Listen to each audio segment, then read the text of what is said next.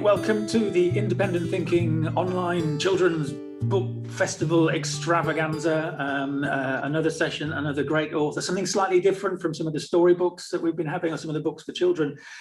And this book festival is brought to you in a partnership with the Sue Atkins Book Club, and it's through the Sue Atkins Book Club that I came across Sue Donnellan and an amazing book called Secrets to Parenting Without Giving a Naughty Word. It's a striking title, it's a striking cover, and it is, and you might be able to tell by seeing all the various sort of things I've got on the pad and the post-it notes and everything. It's a really interesting book, and one of the things, and it's written for parents, but from a teacher's point of view, from a behavior point of view, you could read this book and just replace the word parent with teacher, and it's just a fantastic book about getting the best out of the children in your classroom. So whether you're a teacher, whether you're a parent, the following 20 minutes, there will be lots for you. So Sue, welcome, and just introduce yourself, tell us where you are, tell us what time it is, tell us how you got to writing this. Sure, thank you, Ian, I appreciate that. Yeah, I'm in the States, it's 7 a.m., but I'm happy to be here. So I am not a traditional author. I wasn't sure that I would end up writing a book, but I am an entrepreneur. I started my own business about 25 years ago in an unrelated business. I'm in sales, and I've run actually a couple of businesses that I'm still running. And I wasn't an overall fan of children, nor did I ever think I wanted any. And when I dated my husband, I tried to tell him that I didn't think I wanted any kids, but he loves kids. So I had a child for him and ended up having my second child was triplets. So I got thrown into the parenting ring, just kind of shockingly, went from 1 to 4 kids overnight. And I had some learning to do. So I'm a type A person. I say it and I want you to do it. I had no experience with kids. I didn't know about the nuanced psychology that it takes to raise children, or how to reach them, or how to motivate them. So my husband is also in the military, and he was in combat, and he deployed a lot. So I was home alone running my own business while trying to raise 4 independent children, all with their own needs and their own personalities. And I am a student of psychology, and I am intuitive, and some of these instincts started to kick in as I was raising the kids. As I was yelling all the time, I realized that wasn't an effective way to get my kids to do what I wanted them to do. So the reason I wrote this book is because it captures my journey from going, from a person who never really wanted kids, to a parent of 4 overnight, to a type A controlling person who thought I just tell you to do something and you'll do it, to then just my intuition kicking in and learning how to motivate kids, and learning the counterintuitive ways really that ended up becoming very successful for me, which is why I named the book what I named it, because to some degree, you have to learn how to let go of control to gain control. And that's why that's one of the chapters in the book. And as I was raising the kids, I started to see a lot of these parents were using controlling mechanisms. They were using restriction. Restriction really creates rebellion in the end. So I saw that a lot of these parents were grounding and timeouts and restricting, and it wasn't working. And neither was the yelling that I was doing. I had to admit that some of the things that I was doing when I was frustrated with my kids' behavior, I had to ask myself, what can I do different? How can I show up differently? So anyway, the part of the journey that I went through, learning all of these techniques and these methods, and a lot of the things that I do and that I teach are based in Montessori, which helps children become autonomous, self-directed, independent, and just happier overall. So that's how I put the book together. And as my kids, I started probably writing it maybe when the triplets were probably about 15. So my oldest was 18. So I was already through the teenage years, and it really, in the throes of the teenage years, it really became apparent to me that, parenting without giving an F, you really have to learn how to kind of let go. And parenting is a lot going on behind the scenes. It's very nuanced. And sometimes you have to come at things in a variety of directions. And it's a lot more psychological, but it's counterintuitive, right? So there's a lot of these techniques that I use that parents will scratch their head and say, how is that going to work? And I just go, be patient. And some of these techniques really, I mean, they work quickly, that you can adopt quickly, that, like I said, less control equals more control, those types of mentalities. It's a foundational way of thinking. So that's how I structured the book.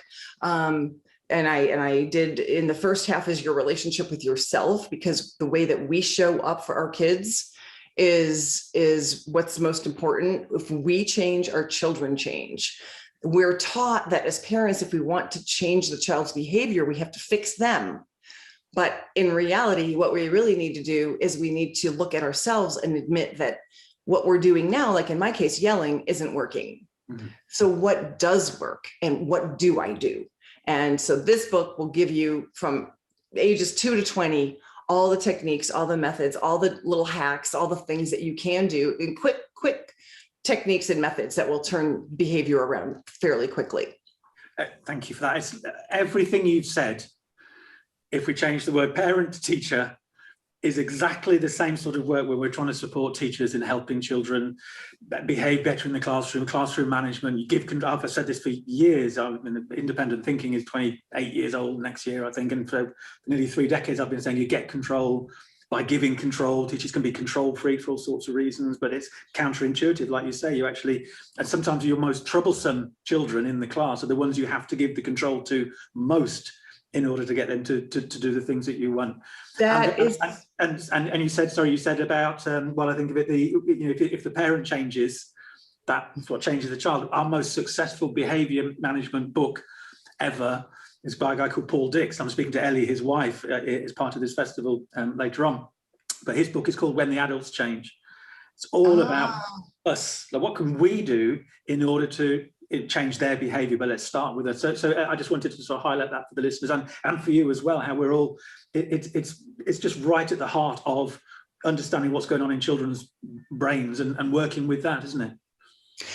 It's funny when we relate this to teachers. Now, we had our kids in a Catholic school here in Boise, Idaho. And there were a variety of reasons why we chose that school versus the school that was down the street from us. But it was also very, they were using a lot of those old-fashioned controlling methods. And due to the fact that we raised our children with respect and partnership and these types of techniques, it was funny because they'd come back and say, well, if the skirt was only 2 inches away from the knees, and they had all these rules that they really thought they were doing the right thing. And that's what parents are doing. We think that if we take the keys and we ground them and we, take the phone, by doing these restrictive methods, we feel like that's all we know how to do, but it just is not what's effective. And in the school, when the teachers do try to clamp down or try to get the mass of the room, the masses to behave, sometimes it's just using more respectful. We think we're being respectful, but in practice and in theory, the respectful techniques that we use are more partnership related. And that's really the crux of my methods is partnership. Parents struggle, well, I'm not their friend, I'm their parent. Well, I like to use the word partner, and partnership really encompasses all of those basic respectful methods and the way that we treat any child at any age with respect, even though we all think we're doing that already. We're not when we're restricting and when we're controlling. It's not respectful. I love the list where you talk about being respectful towards children, and respect is like control. You get it by giving it. And yes. Respect isn't about lying on the floor with the children and playing with them all the time. It's not about constantly listening to them, and it's not about responding every time. All of those things which we think are actually just being caring, noticing, respectful parents are actually making it worse, because then they think that they can summon you at any point, that you don't have a life apart from with them. Again, it's counterintuitive. You think you're doing good. It is, but actually you're making things worse. Yes, yes. And and the other thing about parenting and even being a teacher is, the guilt. We feel that we're not being a good parent if we're not getting done every time our child says something. Everything is not as important. And as they get older, your attention needs to be a lot more astute than when they're 3 and 4. But when we're new parents, we feel like if we're not down there, giving them every little on their eye level, that we're not doing the right thing. And part of what I think turned out for my methods and how I became a better parent was because I was thrown into this motherhood of 4 kids quickly, and I had my own business and my husband was deployed. I was in this situation where I had no choice but to say, I don't have time. And it really, what came from that was my kids having to do their own laundry and my kids packing their lunches at 5 years old. And these types of things that I might not have been so spring-loaded to do if I weren't overwhelmed with 4 when I almost really didn't want any, this mentality, this threw me into this parenting methodology and this partnership and this independence way of thinking and raising the kids. And I just, as I developed these methods over the years and I saw other parents, I realized, I really should put this down. I should get this out there and see how I can help other parents. And it's worth noting that you write the book from the rearview mirror and that your children are adults now, but they are happy, healthy, secure, independent. They're independent. They're role models for their friends. They're in 3 of them. Well, my oldest one graduated, but the 3 are in college right now. And they're really noticing how some of their peers are just underprepared for life. And it's an interesting thing to see how some of these kids, their coping mechanisms and just the reliance on external, whether it's, drugs or whatever it is, the drinking, the things that the kids are relying on today for help. It's interesting. The starting point, and it's linked, actually, I'd like you to read, because we focused on control, and control is at the heart of it. And I want to go from control to ego, and how the 2 overlap and how we need to get rid of both to achieve both. But if you could just read a little bit from, I think it's chapter 2, about control. And there's a really interesting checklist of how to do control well and how to do control in a way that liberates the person we're working with. You can have a read. Sure. So chapter 2, how to let go of control and trust your gut. I experienced many epiphanies on my parenting journey, and learning to let go of control was among the first and most impactful. With 100% certainty, I can tell you that life on the other side of being controlling is like the difference between a black and white photo and an illuming image on the cover of National Geographic. It's vibrant, freeing, and it made me unexpectedly happy. Here is the epiphany: lose control to gain control. Letting go of the need to control my kids took awareness and a willingness to work at it. But to my shock, it led to rapidly improved behavior from my children. Not to mention, once I started to get the hang of it, it spread to other relationships. My hubby and even my work colleagues were all loving the new non-controlling me. Letting go of control doesn't come easy. It's a process. First, I needed to admit my controlling ways to myself and recognize that no one in my sphere, including my kids, wanted to be bossed. Second, I had to redefine the actual, quote, need factor as it applied to my involvement in any situation. Third, I honed and connected with my intuition and instincts to trust myself and the journey we are all independently living. And then at the end of the chapter, I do have the checklist to identify controlling behavior. There are a few things that you can ask. Do I need to be right, or the hero, or the rescuer? Do I want to say, I told you so? Do I mask using control by hiding behind safety? For example, you can't go, it's not safe. Do I need to be needed? Am I helping or controlling by doing it for them? And who is benefiting from my involvement, me or my child?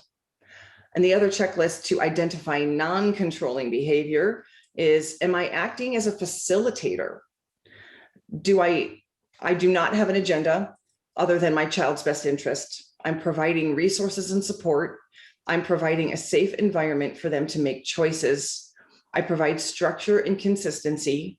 And my child has clear boundaries and limits and can trust that they have freedom within those stated limits. Yeah. And one of the things that I like teaching in mentoring is that we really want to create a structure in our homes of freedom within boundaries. So I talk about the need factor. When I let go of control and realized that I wasn't as needed as I thought I was, for the kids to start making their own lunches, they did their own laundry, they made their own lunches starting at 5. I created the environment where they could pick their, I taught them, get a protein, get a fruit. I bought the fruit, I cut the fruit, I had everything facilitated. I was acting as a facilitator.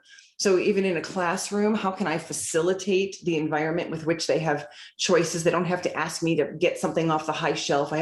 I'm facilitating this environment of freedom to choose within set boundaries. So that's the goal. Yeah, no, that's nice. I remember reading an article about the teenage brain, and you can boil it down into EELs: excitement, engagement, love, and structure. Those 4 things: excitement, just something different, something happening, something to stimulate them; engagement, something to keep them ongoing, whether that's continually improving, something to do with internal motivation; love, unconditional positive regard; and then structure, something to push against. It's not about total freedom. It's not, you're not, by giving them control, you're not one of these liberal parents who lets them do whatever the hell they like. Far from it.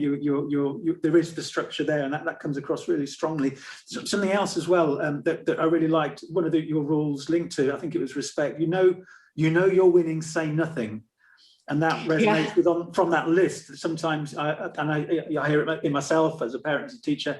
You have to have the last word. You have to, not only do they have to do what you say, they have to do it nicely with a smile on their face. Otherwise, you constantly getting it. Just explain that a little bit more. Because it's such a powerful form. You're winning. So you're winning. Say nothing. Just highlight that a little bit for us. Yeah. Again, so I'm just briefly with the book, with the first half, we work on ourselves. We have an awareness to our ego, how to let go of the control, how to not do guilt. We learn some techniques within ourselves and some awarenesses that we then take into the second half of the book, where I do talk about those types of specific techniques with behavior and how to change behavior. So again, this comes from an awareness that we're asking our kids to do things and they don't listen. So we're constantly reminding, and it's frustrating and stressful for us.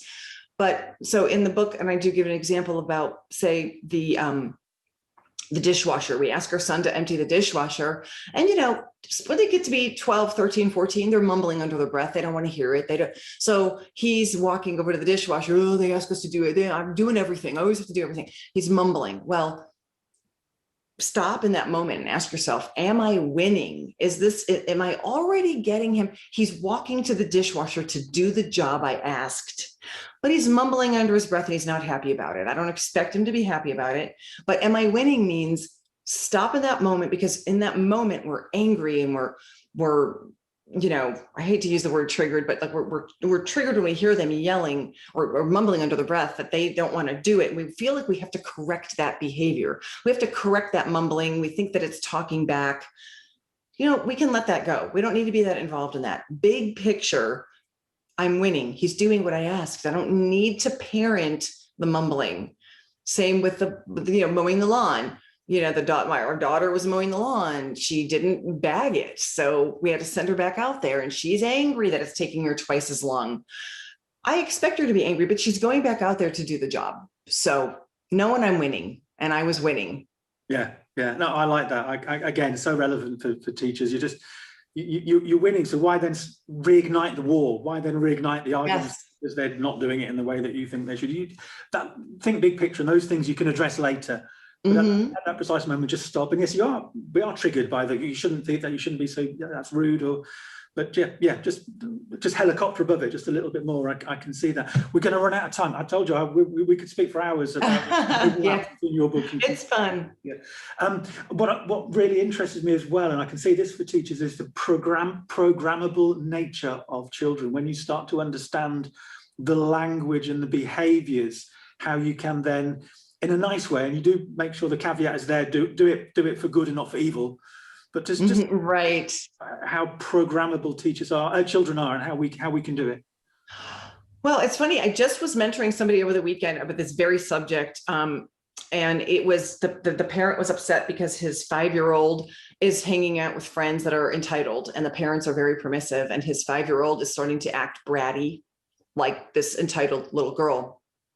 And we had a script of a bunch of things that he could do. But one of the techniques that we used was programming. And he was coming to this discussion that we're not allowing this girl over anymore. No more. We're cutting her off. Well, you can't do that. That's not, you might be able to do it at 4, but you're not going to be able to use these restrictive techniques. So what do? You only have control over your environment, your home, and what you teach your child and what you're willing to accept. So part of embracing the ability to have your daughter make her own choices and keep her own friends, we're going to work on the back end to keep this under control on our end. That's all we have control over. We don't have control over who she has access to. So in this case, we talked about programming, and I suggested programming his daughter that this is the behavior. I will not tolerate how, this girl has you behaving.